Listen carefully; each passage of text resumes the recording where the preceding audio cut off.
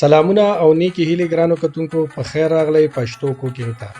نن به منګه تاسو ته د کوپرې پيړو چل درښکاره کوو. نو که تاسو دا ویډیو تر اخره پورې وګورئ نو د ډېر یو مزیدارو او خوندورو خوږو چل به زده کړئ.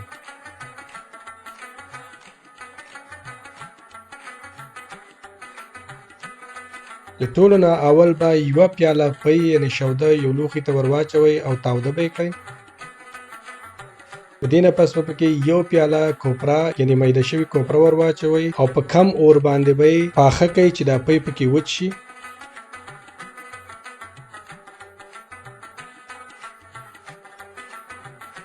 کله چې پکې پی دغسې وچ شول نو بیا به ورته یوه پیاله وچ پی یعنې وچ شوده ور واچوئ او په کم اور باندې به یې لړئ تر هغه وخته پورې چې دا پی نور د دې لوښي پورې وننښلي.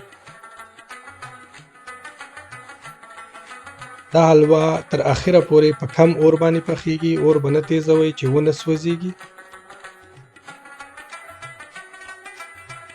کله چې پی دغسې ښکارېدل یعنې د حلوا په شان نو بیا به ورته نیمه وړه قاشوغه لاچي ور واچوئ او دا به پکې هم ښه میکس کړئ. کله چې دا هر څه میکس شول نو بیا به یې په یو لوښي کې ور واچوئ او د 10 نه تر 15 منټو پورې به یو طرف ته کېږدئ چې یخ شي.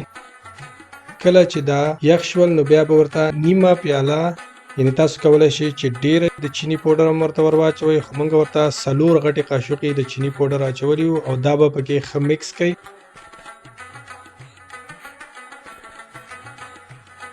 چې میکس شي دغسې به ښکاري.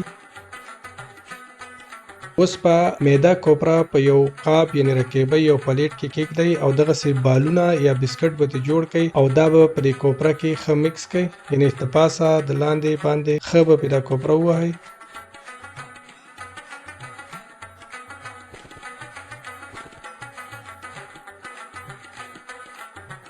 نو دا دی اوس تقریبا تیار دي. نو تاسو کولی شئ چې بادام، غوزان یعنې چهارمغز پرې هم د پاسه کېږدئ. موږ پرې پسته ایښودې ده.